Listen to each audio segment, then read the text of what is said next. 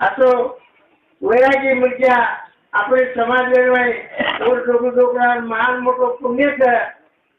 પુણ્ય ઘણા બી આસો છે જે ये क्षेत्र में वो काले में